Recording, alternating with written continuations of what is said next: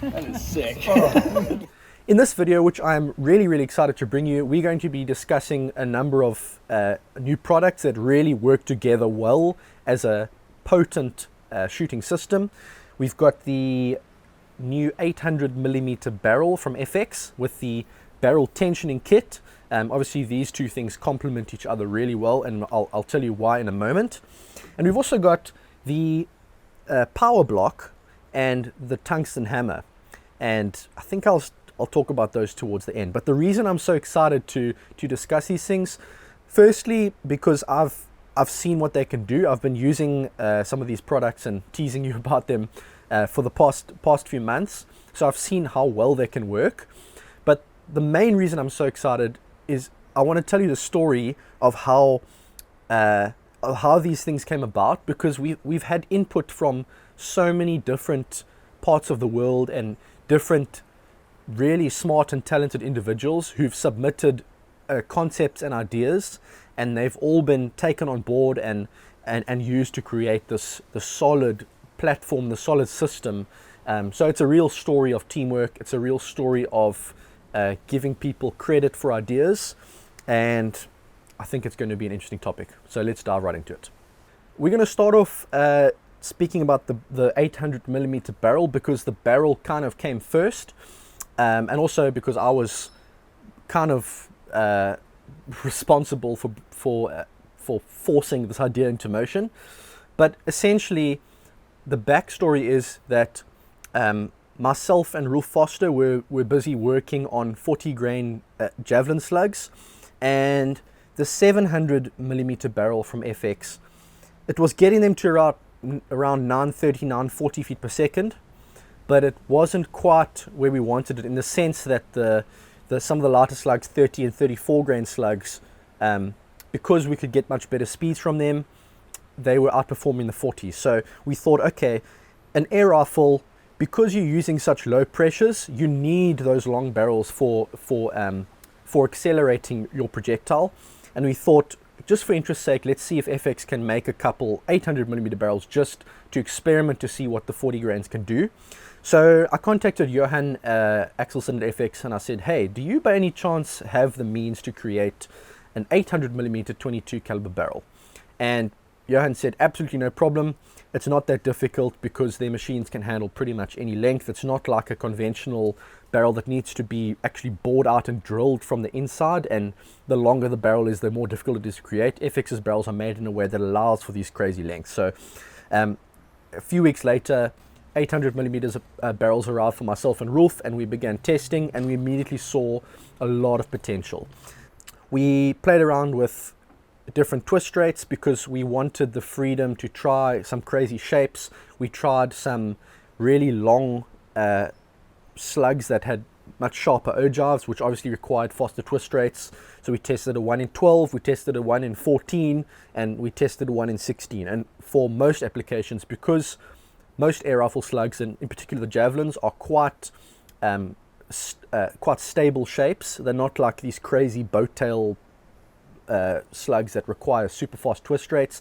The 1 in 16 actually performed really well, but at the end of the day we decided to go with a 1 in 14 twist, just because the 1 in 14 gave you a lot more freedom to kind of experiment with other brand slugs. And obviously with the javelins, because we create them, we want to sell them, but at the end of the day we want users of this barrel to be able to try crazy slugs from all kinds of different manufacturers, because that's what takes our sport forward. If people are trying new things, experimenting with new shapes, new designs, that's how we're going to move things forward. So 1 in 14 it is, and the freedom that comes with that means you can essentially shoot many different crazy shapes and they'll stabilize pretty well. We actually found out that the Maverick shroud, the 700mm Maverick shroud, fitted perfectly over the 800mm barrel in the impact, and kind of fitted just behind this pick rail here. So it was kind of a happy accident, and it looked like it was made for the 800mm barrel.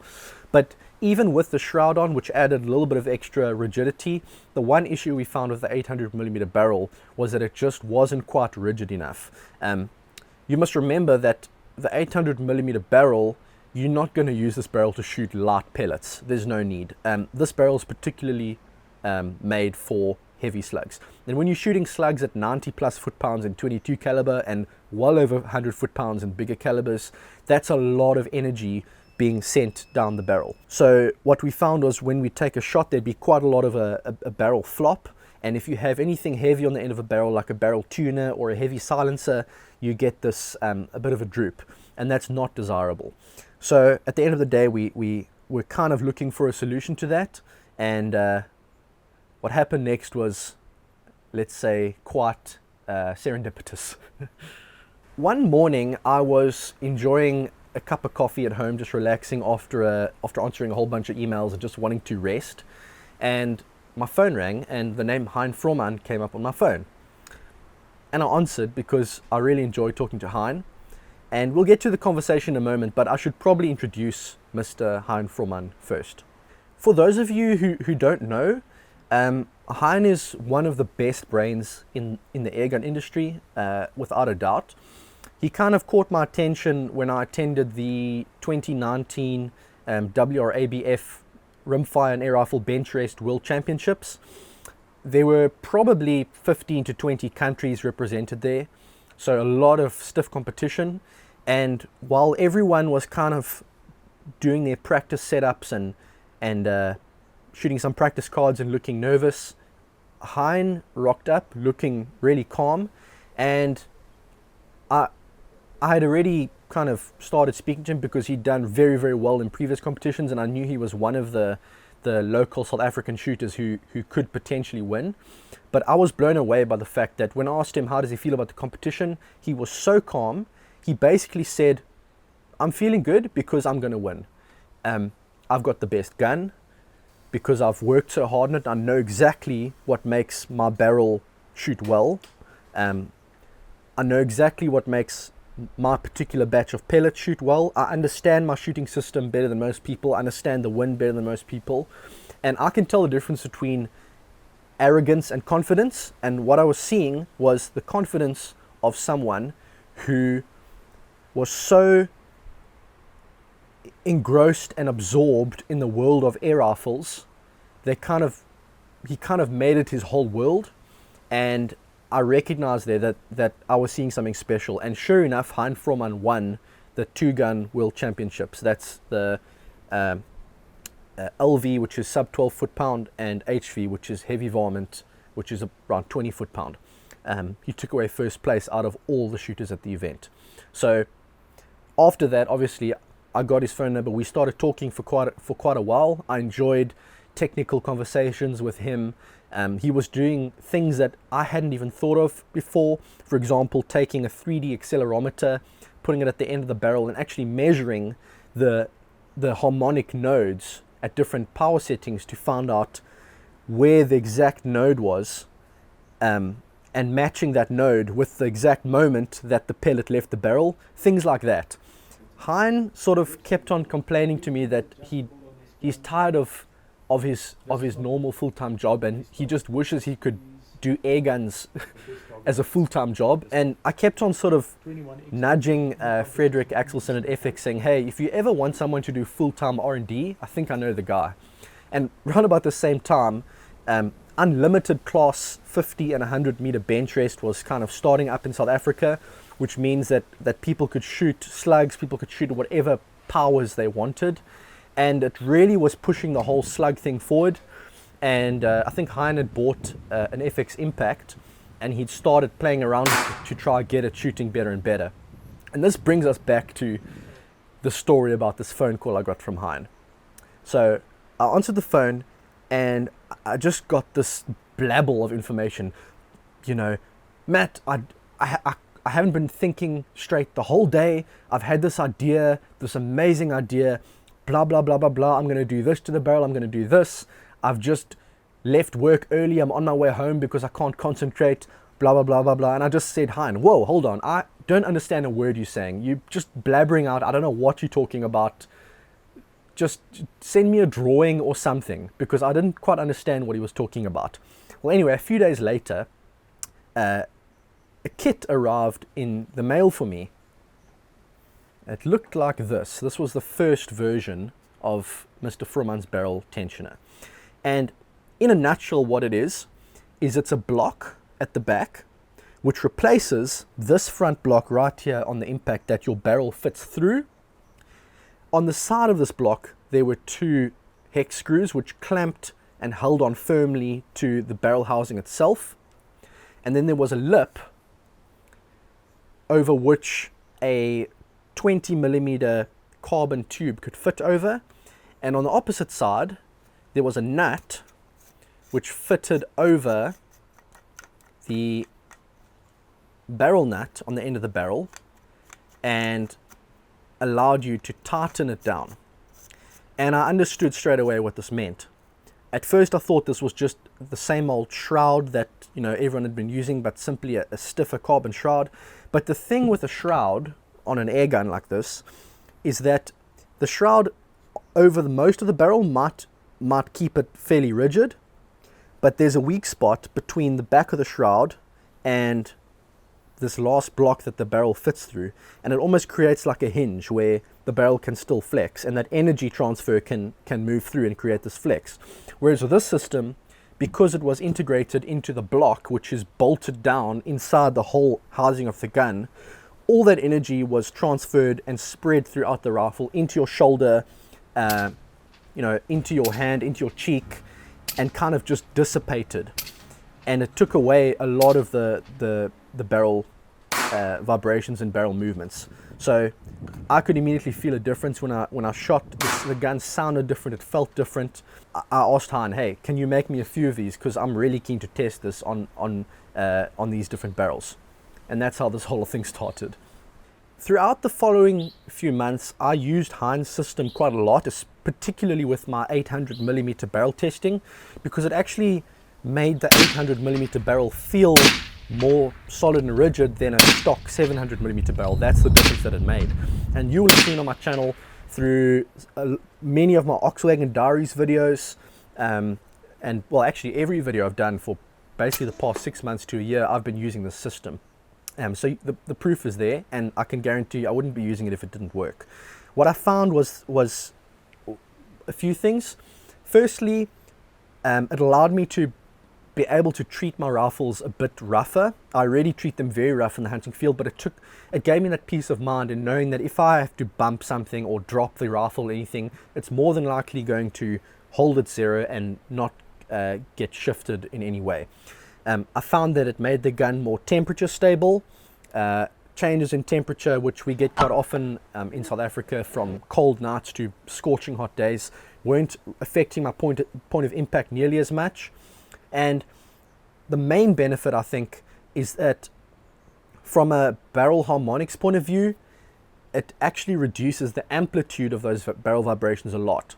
The amplitude meaning how far from kind of the center position that barrel moves up and down or side to side.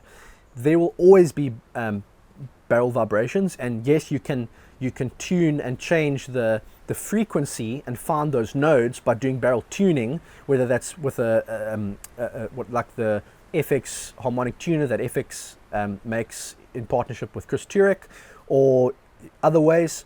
But your amplitude is also important, because if you're not perfectly in that harmonic node, that barrel can shift certain degrees up or down, left and right. So reducing the amplitude a lot, so that the difference between being in the node and being at the kind of peak of that harmonic wave is not so much. And I found that I don't have to be so careful about being on that node anymore. I can be way off. I can be playing with different powers and stuff, and I'm not seeing such a big difference anymore in my group sizes. And something that I did find as well is you can actually harmonically tune this tensioner by simply making the torque on the end nut slightly tighter or slightly looser, which changes the way that the barrel vibrates.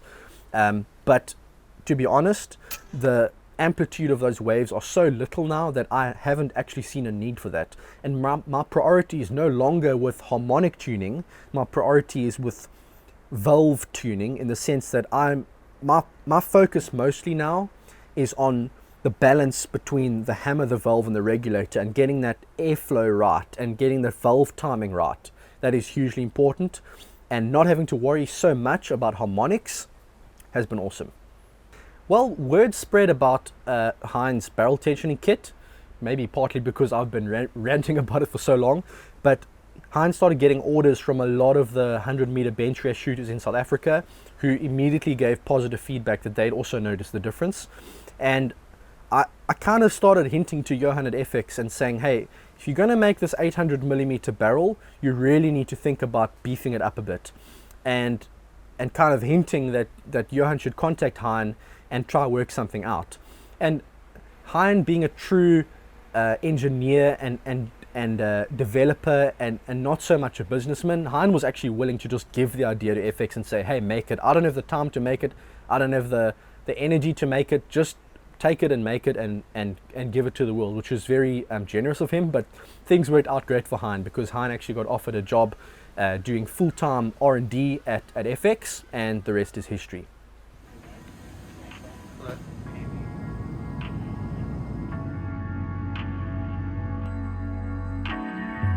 Hein and I traveled to Sweden in October 2021, as soon as the borders opened, and we did quite a lot of testing with the 800mm barrel and the 40 grain javelins, which by the way are now available.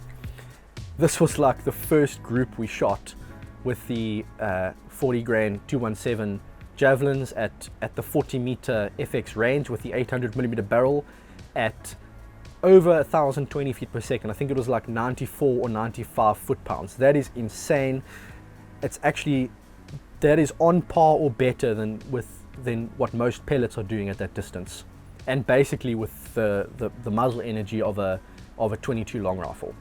But one of the best parts was sitting in a meeting with Hein, Michael Hogyard, who's one of the main brains at FX, Frederick Axelsen and Johan Axelsen, and discussing Hein's 800mm barrel tensioner and how they could produce it at FX. They started adapting Hein's system to be more suitable. One of the weaknesses of Hein's system is that the barrel itself actually has to be shortened. Well, the barrel housing has to be shortened to extend the exposure of the threads at the end and to make space for the nut at the end. So FX changed this design, and they did so by using a part that threaded over the barrel nut but had its own threads at the end.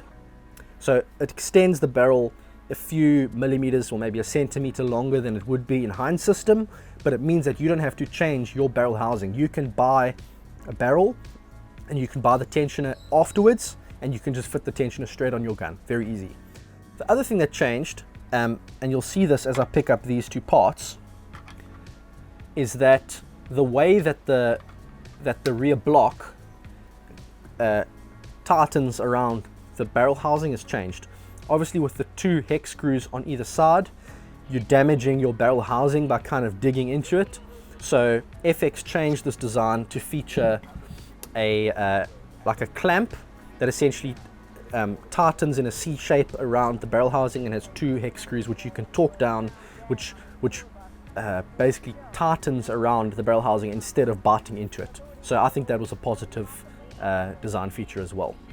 To install the barrel tensioning kit is really easy. It probably takes 5 minutes or less, and essentially what you do is you remove your bottle, you remove your valve adjuster at the end, you just unscrew it to kind of access that space. You take the top Picatinny rail off the top of the gun, which is 3 hex screws, and then the 2 very front hex screws on that hold this front block in place. You pull those out, and from there you can literally pull out the block, put the new block in, put those 2 screws down, and just fit everything back as normal. And after that, you slide the barrel in, tighten down that clamp around the barrel, and you can fit your carbon tube on and the end nut. It's literally a 5-minute job. Very easy. The nut at the end is a 18mm nut, so you can use any kind of spanner to tighten this down. I will say that you need to get your torque pretty good, because if this loosens in any way or backs out, and the tension on your barrel changes, you will see a point of impact shift. So make sure to give it a good amount of torque and possibly even a very, very little bit of mild Loctite just to keep it in place. But I can guarantee you once it's in place, and if you've done it correctly, this is going to be a solid system. And this is still a 1/2 inch UNF thread at the end, so you can fit any silencer like this little Donny FL here. You can fit a barrel tuner, you can fit a muzzle brake, whatever you want. You won't be able to fit the standard FX shroud because obviously this diameter's changed, but I'm sure in the future FX might make a little just an adapter piece at the back for this larger diameter. And I want to show you something pretty cool. This is not an 800mm barrel, and I'm not actually sure whether FX plans to make the tensioner for shorter barrels, but this is a 600mm barrel, and I've put a Fox reflex silence on the end, which essentially just comes back over the barrel to make it look shorter. It just happens to be the perfect size, so it's kind of like a match made in heaven. It fits over this tensioner perfectly, so check out this if you want to put this over your barrel. It's maybe a little bit heavy to put on the end of an 800mm barrel, personally for me, but on something like this, doesn't that look cool? Look at that. I can hold this gun by the silencer and kind of shake it around, and I'm not worried about point of impact shift at all, so that's awesome. And the last piece of the puzzle, which I'd probably say is a little bit less important than the other two, it's kind of like an added benefit, but it's the PowerBlock, which funny enough has actually been in production on stock standard FX impacts for quite a few months now, from what I understand. That's why I'm not making such a big deal of it. It's kind of like a rolling development, but essentially the PowerBlock is just a rework of the existing FX block, which makes the airflow through the valve housing and the valve a little bit smoother. So it doesn't necessarily use more air, it doesn't require higher hammer spring settings or reg settings or anything like that. It just increases efficiency by changing the way that the air flows. And obviously efficiency at high power means that the pressure that's in your plenum is going to translate to a higher pressure behind your slug, and that means more power. So that's why they're calling it the PowerBlock. I think it's a step in the right direction. It's going to give you a bit more power, and going with that is the Tungsten Hammer. Now, the only difference between the Tungsten Hammer weight, which you basically insert inside the hammer itself, and the standard hammer weight that comes with the power kit, is that the Tungsten Hammer weight is denser. It's basically double the weight. And that extra weight, what it does is when it slams that valve, it has more inertia, so it's opening the valve a bit more and it's holding the valve open a bit longer before it closes. And what that means is that you can use higher reg pressures, and those high reg pressures aren't closing your valve as fast. And this is a big benefit when you're talking high power, in particular with long barrels, because with a long barrel you don't want a very, very short valve pulse. You want your valve to be open for a decent amount of time so that you're getting acceleration all the way until your projectile is about to leave the end of the muzzle.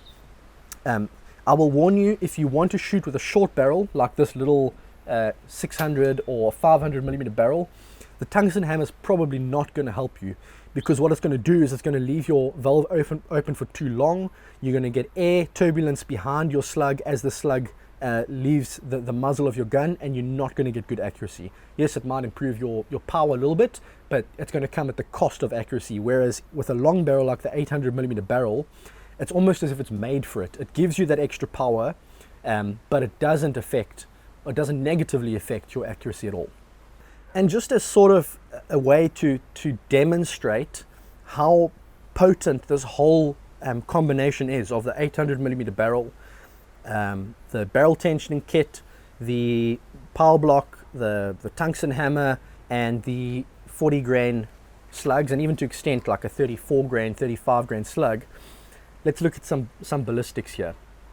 If I take this exact gun with this exact scope height, and I choose a zero distance of 25 meters, which is kind of my standard zero distance, and I shoot an 18 grain 22 cal pellet at 930 feet per second, which is about as fast as you can go with a pellet before the pellet starts to kind of destabilize. That's what most people were shooting just a few years ago, remember. At 200 meters with a 5 mile per hour crosswind, my drop is over 20 mils, 20.1 mils, and 4 mils for wind drift. Keep that number in mind, 20 mils and 4 mils wind drift. If I change my ammunition to a 40 grain javelin at 1030 feet per second, which is what you're getting with the 800 millimeter barrel, and by the way, you're getting really good stability at that speed, because the javelins with the me-plate design and everything are made to be shot at those high speeds, and they remain stable.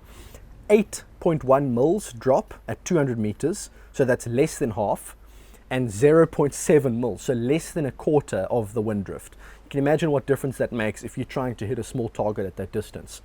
Now, there's a good argument for using a slightly lighter slug, like a 34 grain. If I take a 34 grain at 1100 feet per second, which actually is still it's very stable out this gun at that speed. It's just under the speed of sound. And I choose my 34 grain at that higher speed. I get 7.5 mils drop, which is a little bit less, so it's shooting a bit flatter than the 40 grain. I get a bit more wind drift though. I get 1 mil wind drift at 200 meters. So choosing your slug is also an important thing to do, because if you have no wind and you're kind of not sure of your distances, a slightly lighter slug with a slightly low BC at a higher speed is going to be more forgiving. But if you have a rangefinder, you know your distance, but you're not quite sure of the wind, there's a real good argument for using a heavier slug with a higher ballistic coefficient, because you buck in the wind a bit better. So I might talk a bit more about that later, but I've got a whole Oxwagon Diary series coming up with more long shots at monkeys and dussies and stuff, using the 40 grain javelins out the 800 millimeter barrel, and you're going to see just how potent the setup is and how forgiving it is shooting at those long distances. At 100 meters, it's under 2 mils of drop. That's like, I think it's like 1.8 or 1.7 mils. That is insane, and it's completely changed the way that long range shooting works.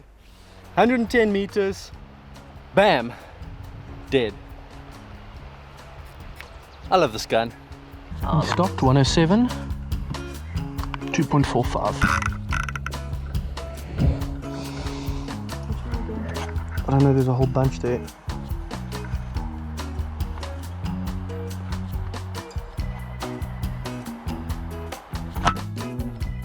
Dead. Dead.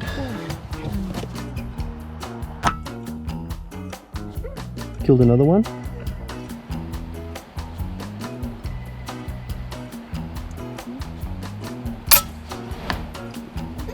To bring this to a close, I just want to say that aside from being a great product, and obviously I'm biased because I was involved with this, I think that this is quite a cool story, because it shows the sort of teamwork aspect between myself and Rolf kind of working on the 800 millimeter barrels, Hein with a tensioner, who initially wasn't really in contact much with me and Rolf. So look at Hein as kind of a separate person. And Ernest Rowe, who did a lot of work on the kind of the tungsten hammer and the valving. I think Ernest was the first person to try a tungsten hammer. It's these different ideas coming from different places, people living and breathing air guns and just doing this stuff for fun, and FX on the other side looking at these ideas and saying, I like that, and let's create something together. And that collaboration and the teamwork, it's something that keeps me motivated to do this whole airgun thing. For me, the YouTube channel is just a hobby, but my real passion is developing and kind of helping to move the whole airgun community forward. And obviously I don't want to toot my own horn here and say that I'm responsible for moving things forward, but it doesn't matter who does it. The whole point is I want to see things move forward. And if you look at where airguns were 5 years ago and where airguns are today, it's a whole new ball game. And that for me is brings up a really exciting prospect for where we're going to be in the next 5 years. I think it's going to be interesting. Thanks for watching, and I'll see you next time.